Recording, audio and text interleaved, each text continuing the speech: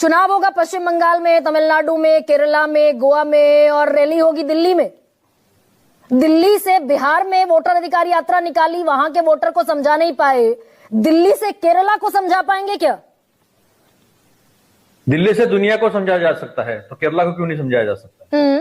दिल्ली को क्यों काम आंकते हो? लेकिन मुझे एक बात बताइए कि ये खेल कहां से शुरू हुआ है? ये खेल शुरू हुआ है इलेक्शन कमीशन को कब्जे में लेने का, जब सुप्रीम कोर्ट ने मना कर दिया था कि सुप्रीम कोर्ट के चीफ जस्टिस जो है वो चयन समिति में रहेंगे। फिर एक स्पेशल कानून लाके चयन समिति से सुप्रीम कोर्ट के जज हटाकर एक जूनियर व्यक्ति जो है उसे लाया गया। हाँ। फिर आप दूसरा इन्होंने क्या बदलाव किया?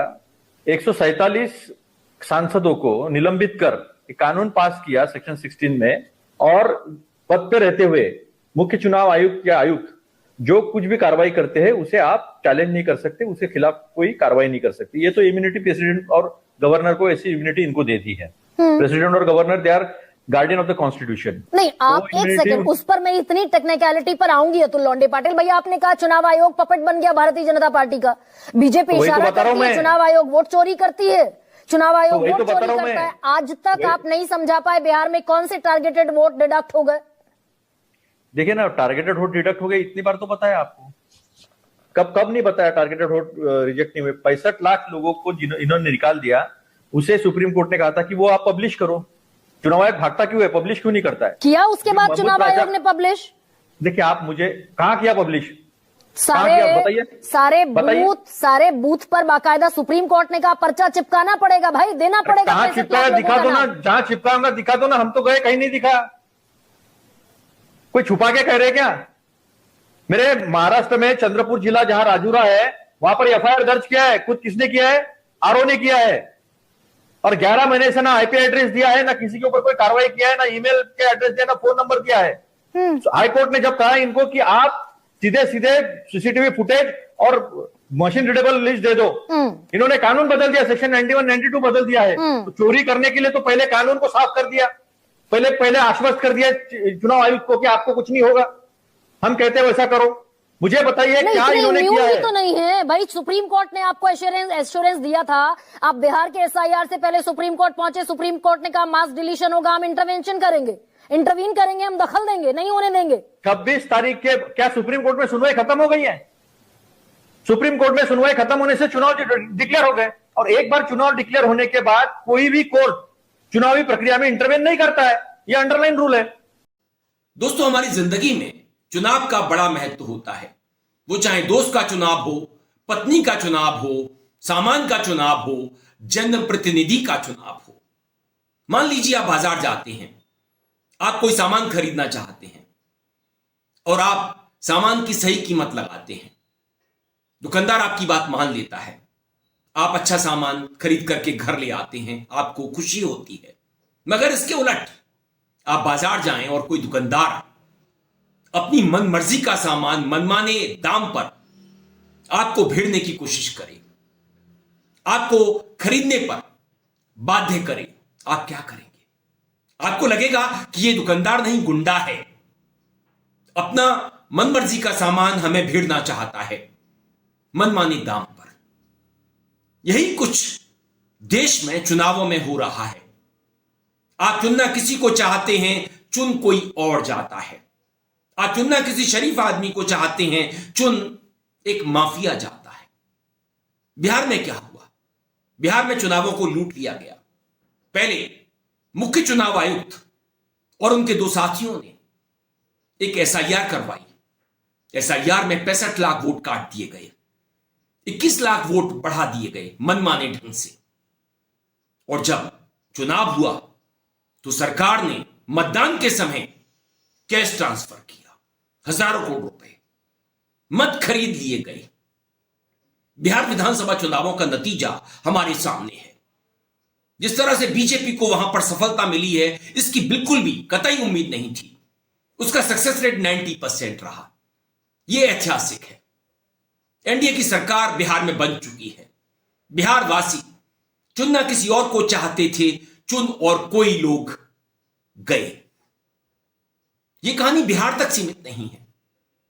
हरियाणा में क्या हुआ, महाराष्ट्र में क्या हुआ? नेता प्रतिपक्ष लगातार वोट चोरी पर सवाल खड़े कर रही हैं। वो साक्ष्य भी देते हैं, प्रमाण भी देते हैं, सबूत भी देते हैं।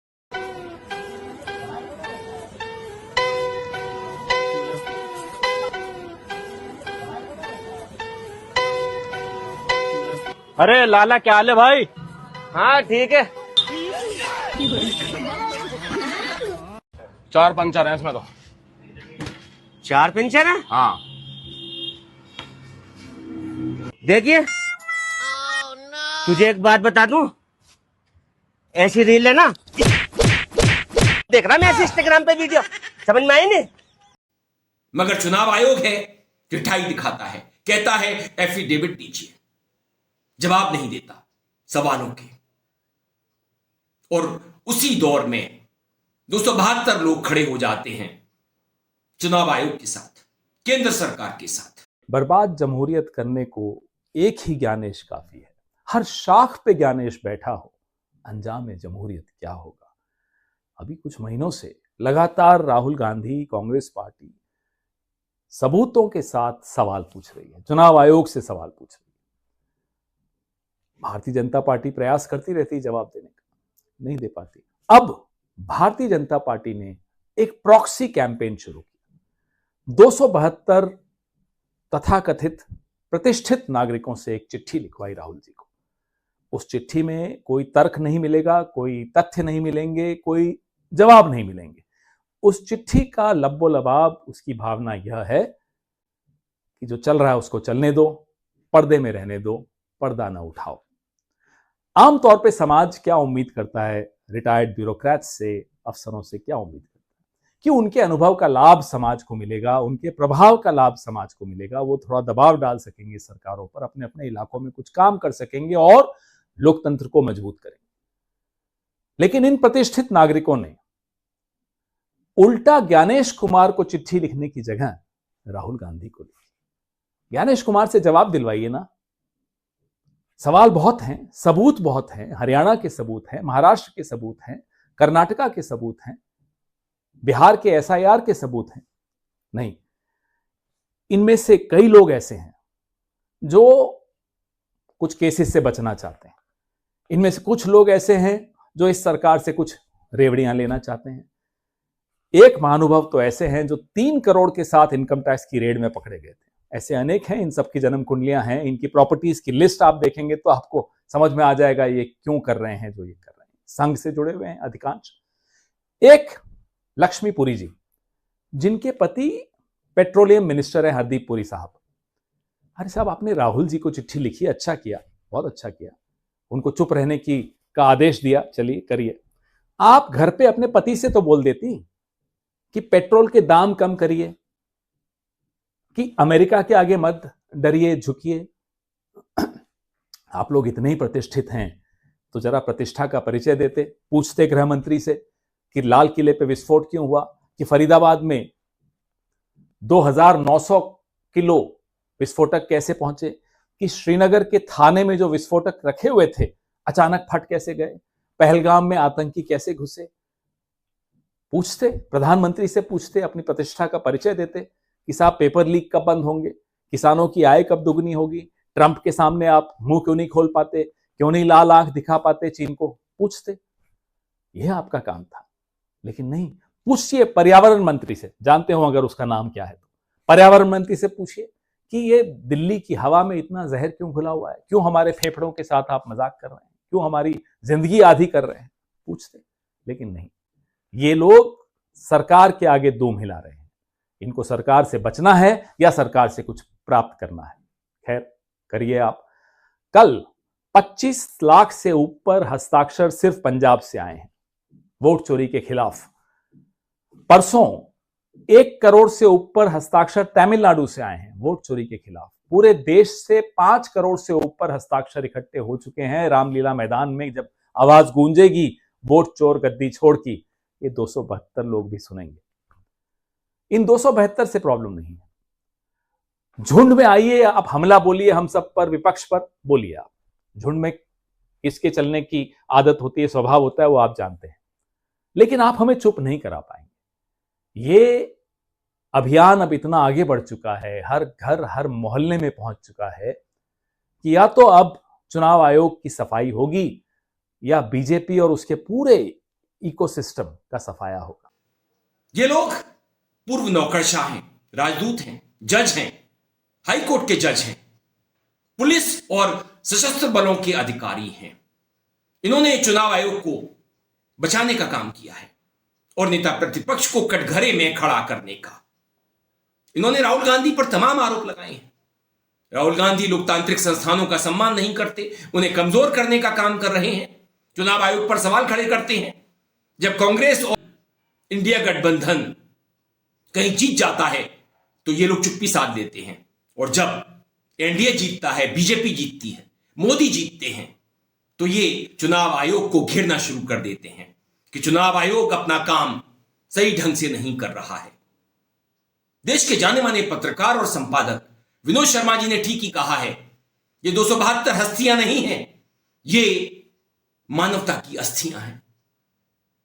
तो सवाल यह है कि देश में पूर्व नौकरशाह, राजदूत, जजेस, पुलिस और सशस्त्र बलों के अधिकारी जिनके दामन दागदार रहे हैं, जिनका कच्चा चिट्ठा सोशल मीडिया पर कांग्रेस नेता और प्रवक्ता सुप्रिया श्रीनेत खोल रही हैं, इस तरह के लोग लोकतंत्र को बचाने आए हैं। आबादी में 272 ये कौन से प्रतिष्ठित लोग हैं, मुझे तो नहीं पता कितने प्रतिष्ठित हैं, लेकिन हाँ, ये पोस्ट रिटायरमेंट बीजेपी के एम्प्लॉयमेंट एक्सचेंज में आवेदन करता जरूर लग रहे हैं। आपने काफी सारे इन लोगों का नाम लिया जो पदों पर रह चुके हैं, इनमें से एक व्यक्ति भी पूर्व चुनाव आयुक्त नहीं है, एक व्यक्ति ऐसा नहीं जिसने चुनाव आयोग में कभी काम किया हो। तो ये सब अपने कार्यक्षेत्र के बाहर की बातें कर रहे हैं। तमाम पुलिस के अधिकारी हैं, वो बढ़ते हुए क्राइम रेट पर दिल्ली में जो हो रहा है उस पर बात करें। कुछ रॉ के मैंने सुना प्रमुख है इसमें, वो बात करें कि कैसे एक के बाद एक इंटेलिजेंस फेलियर हो रहा है, ना आपको पहलगाम के बारे में पता चलता है, ना आपको दिल्ली बम ब्लास्ट के बारे में पता चलता है, आप लगातार पिछड़ रहे हैं।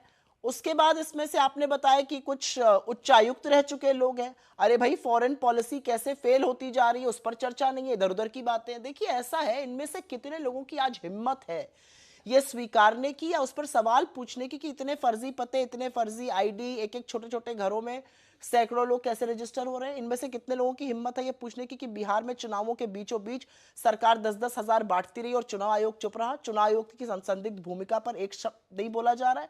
इनमें से कितने लोगों की हिम्मत है ये पूछने की, सबूतों के साथ दिख रहा है कि बीजेपी के तमाम नेता एक से ज्यादा जगहों पर वोट डाल रहे हैं, कभी दिल्ली में, कभी हरियाणा में, कभी बिहार में, एक सवाल नहीं पूछ पा रहे हैं।